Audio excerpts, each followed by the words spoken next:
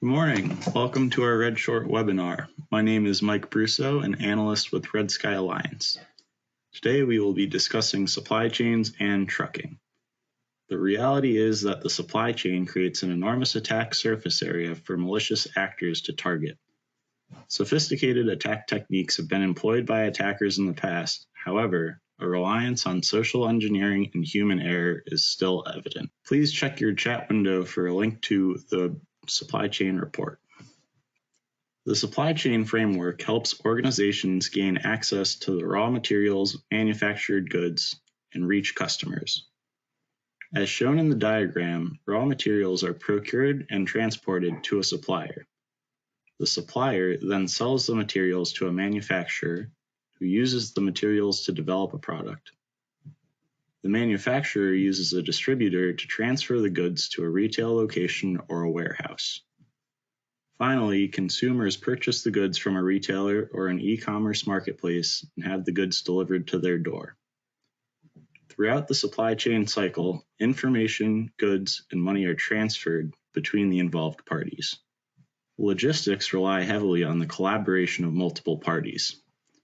As a result, there is a large surface area for cyber attackers. Taking advantage of third-party connections and trust-based communications provide cyber attackers with a multitude of entry points. Thinking of supply chain attacks often leads to discussion of the SolarWinds Orion network management attack. Malicious code was inserted into a software update for the Orion platform and was installed by close to 18,000 customers. The attackers took advantage of the trust between customers and SolarWinds.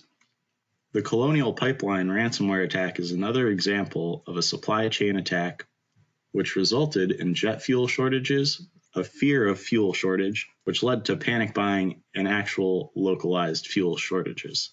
In the case of the Colonial Pipeline, the root cause of the attack was compromised VPN credentials. The supply chain is not only vulnerable to cyber attacks, but also bottlenecks, shortages, and geopolitical conflicts. The COVID-19 pandemic exposed some vulnerabilities of the global supply chain. These included difficulty forecasting customer demand and problems with keeping track of the location and status of inventory. If you remember, not too long ago, there was a huge demand for N95 masks and toilet paper that resulted in shortages. We are currently in the midst of a baby formula shortage, and the causes of this shortage are supply chain bottlenecks, product recalls, and inflation. While these do not necessarily represent cyber vulnerabilities, there is certainly room for cyber attacks to further exploit these issues. Supply chains rely primarily on trucking and shipping to transport goods.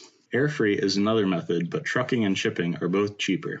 Trucking firms of all sizes are used to ensure that the products and materials reach their destination. Cyber attackers have used sophisticated techniques like the malicious SolarWinds update to infiltrate targets. However, phishing emails, compromised credentials, and other social engineering techniques continue to take advantage of transportation organizations.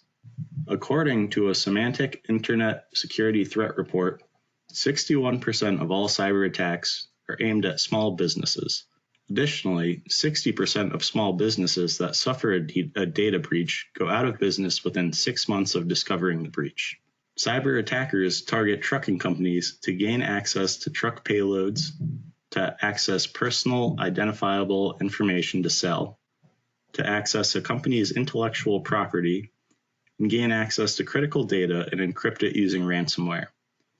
These attacks are usually financially motivated. Using the Cyber Threat Analysis tool by Red Sky Alliance, we did a quick search through our breach data collections. Using the domain names of 10 trucking firms as search terms, we looked for credentials from the last month. We found that 70 emails and corresponding passwords were posted on the dark web in the past month. These can provide easy access to malicious actors looking to infiltrate logistics companies. We also used CTAC to search through our malicious email database to detect attackers impersonating major logistics companies, including FedEx, UPS, and DHL. Subject lines claim that the messages contained important attachments, including shipping notices, invoices, tracking numbers, and delivery confirmation notes. Further analysis shows that most of the emails were flagged by security vendors in VirusTotal detecting generic phishing alerts, Trojan malware, spyware, and remote code execution malware.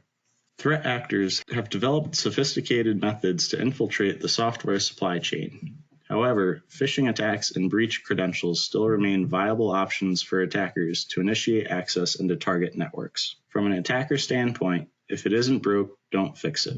Ransomware is a concern for logistics companies, and real-world impacts including shortages of goods or increased prices can result from supply chain attacks. To best protect your organization from supply chain attacks, we recommend training all levels of employees involved with the supply chain that they are constantly being targeted by cyber attackers. The human factor of cybersecurity is frequently regarded as the weakest link, so training should be reinforced to be sure it is effective. Emphasize maintaining constant attention to the real-world consequences of careless cybersecurity practices. Provide practical guidance on how to identify phishing attempts.